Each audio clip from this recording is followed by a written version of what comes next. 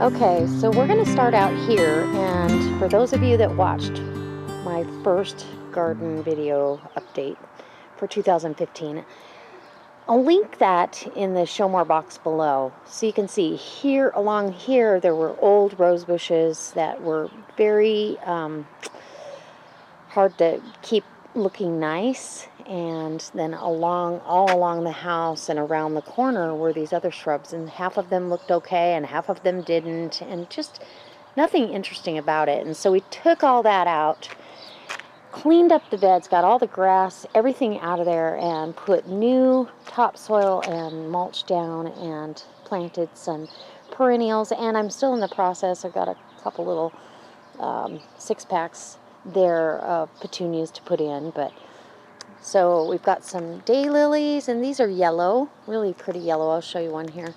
And this is just such a great plant. I love how it comes out to a pink hue on the end of the leaves. If you can see that, it's gorgeous. And it's got some yellow and green, very interesting.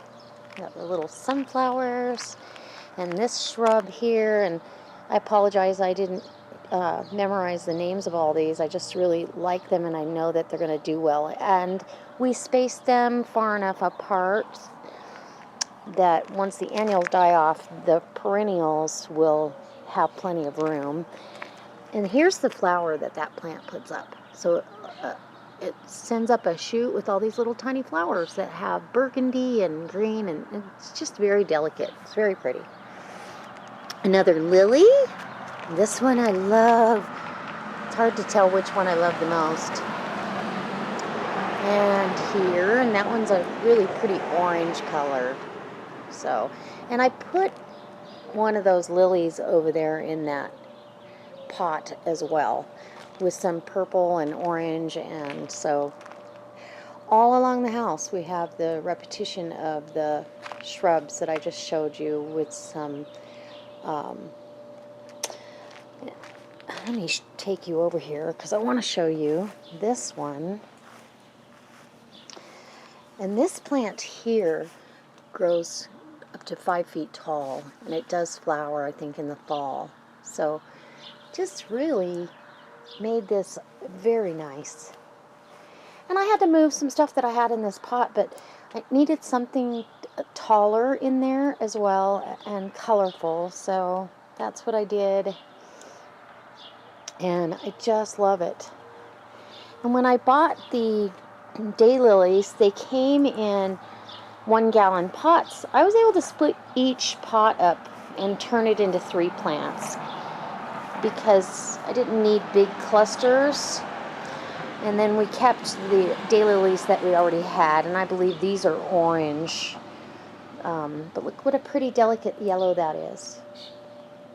And then there's my kale and cabbage, and I actually I've got cabbage down here, and when those heads get big and beautiful, it's very decorative, and it's okay to do that in your flower beds. So that's what we did with the front of that. Hey.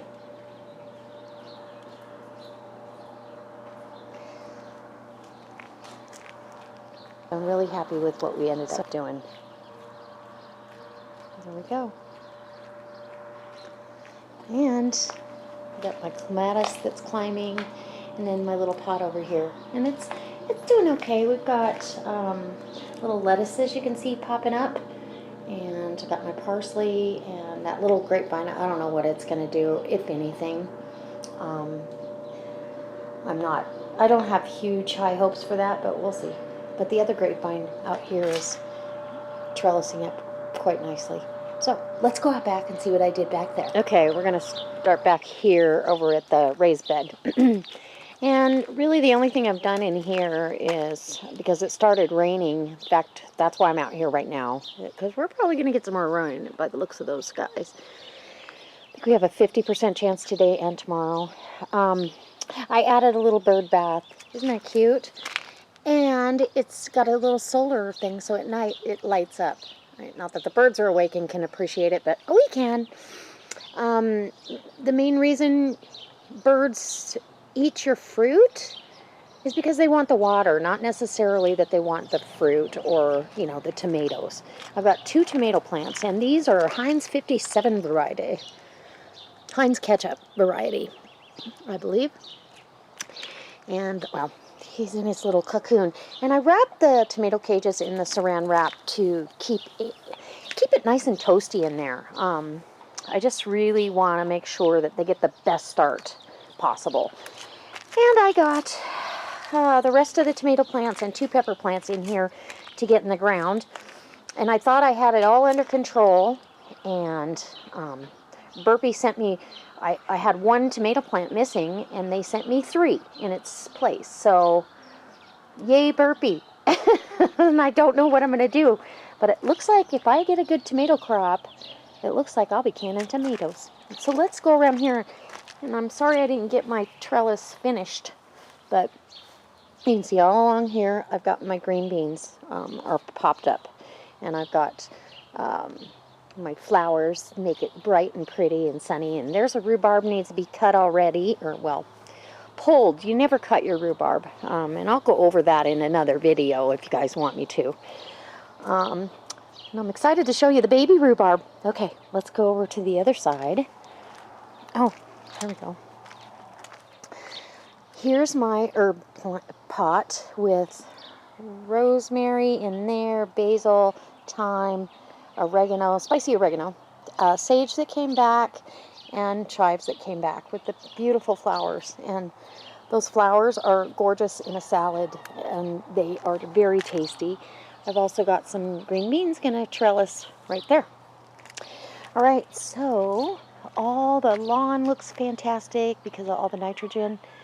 I fertilized all the trees and the berry bushes.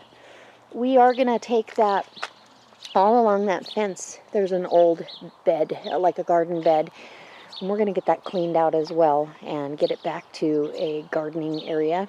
And I got Shotzi chewing on an antler. She goes, deer antlers are really good to chew on. Huh, okay. So we'll go over here, and we've got, look how the kale is coming along. Kale and cabbage, and this right here is garlic, so keep the bugs out of there, hopefully, although something's been chewing on that. I think the birds chew on the plants, too. Okay, and over here, Bertha rhubarb. Rhubarb Bertha. And I actually took a cutting off of this and gave it to one of my coworkers. So you can see I've got a leaf there I got to throw in the compost from doing that. And that's really easy to do. So I've got kale and flowers. And it took about a month, but there's the first leaves for the rhubarb, and that's where I stuck it in the ground. And you're just taking a portion of the root, and here's the other one came up. So we won't pick off those this year. It'll be next year. But yay! Got parsley and peppers and the garden. Now I'm going to take you in. But look at these little hot houses for these tomato plants. I mean, this is almost up to the top of where I've got it there. It's just loving it, and they're nice, strong plants. And peppers and peppers. One broke off. I think somebody stepped on it. Wasn't me. Anyways, so all of these in the walls of water, and just some of them are just wrapped, are tomatoes of every variety. Mostly paste tomatoes, but and I've got the ones here have stakes. Now, to the straw bales, which I will be planting tomorrow. But I want to show you, the temp is gone down enough that I'll be able to plant, because, I don't know if you can see that, there we go. It's about 75 degrees inside the bale. At one point, about 5 days ago, it was 110 degrees in there. So, and now when you dig in here, when you get in here, it's coming apart like soil, and it's really decomposing, even here on the sides where I kind of dug in, because I'm going to plant things on the sides. So I'll be planting those, and apparently they didn't get all the seed pods off of this because I'm growing wheat or something. But easy enough to pull out. So there we go. I've got peppers, and these big ones here, those are red bell peppers. So we'll see how they do. All of the plants that I put in the ground, I dug an extra large hole, and then I added blood meal and compost to each hole and mixed it in so everybody's got that hit of nitrogen that they need, especially to the tomatoes. They're just heavy, heavy feeders. And when they start producing fruit, then you've got to get the phosphorus going. You got to make sure they have enough calcium. Ooh, that one's flowering. Hi, pretty. And I know I told you in my last video that I was going to, oh yeah, these guys are doing really good, that I was going to go ahead and leave the walls of water on these guys, but I probably won't. They've got their really good start. I don't think that I'm going to, because,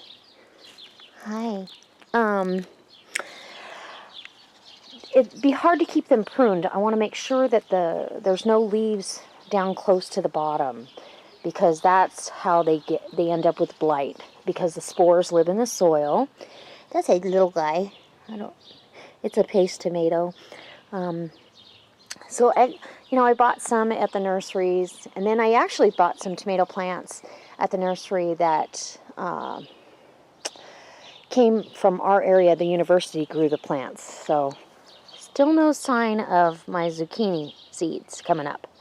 So I may have to actually go buy a zucchini plant, but it doesn't pop up here in the next couple of days. So let's go out to the other bed and see what's out there. Okay, so as you can see, all the raspberries along there are doing fantastic.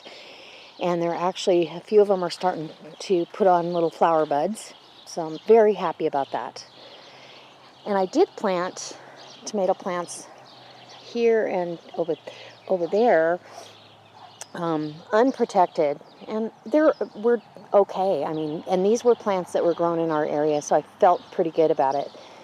These are Nevada tomato plants planted at our university, and I've got those are butternut squash, 2 of them here. We've also got our new raspberry canes are coming up with their little shoots of life. Got lettuce and parsley in there, and there's little lettuces popping up down there. I don't know if you can see, but I've got plenty of lettuce planted in the house that I'll bring out here too.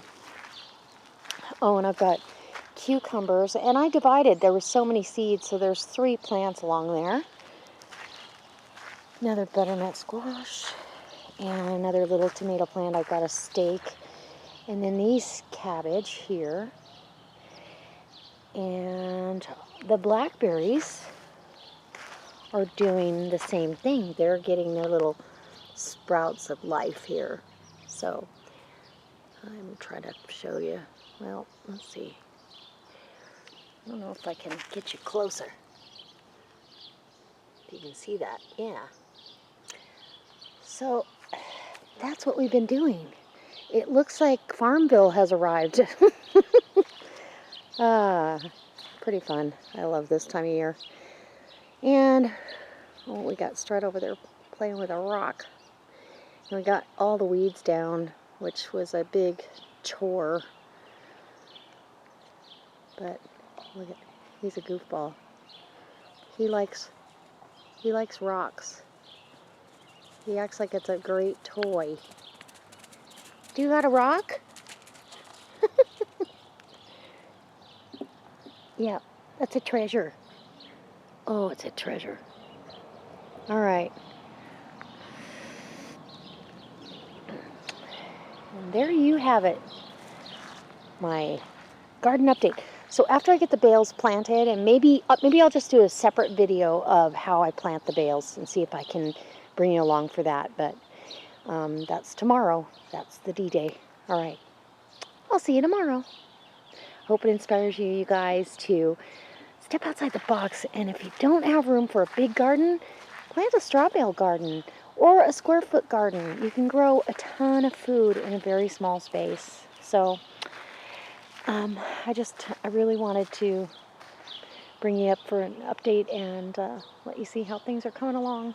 And yeah, I think I want those walls of water down as soon as, it's really, the plants are well established. It looks kind of funny. All right. I'll be back tomorrow with another update. Go check out all the links that I've left in the show more box below. And leave me a comment if you like gardening or if you have any questions. And I'll also leave a link to Joel Carlston's book on, it's a bestseller on the Straw Bale Gardening. And you have to condition the bales. You give each bale a cup of nitrogen, and I use blood meal. And you water it in every day, so that it gets a cup on day 1, 3, and 5. And then you just water it. And then you're ready to plant by 2 weeks. It starts turning the bale into compost. So, all right, guys, I'll let you go.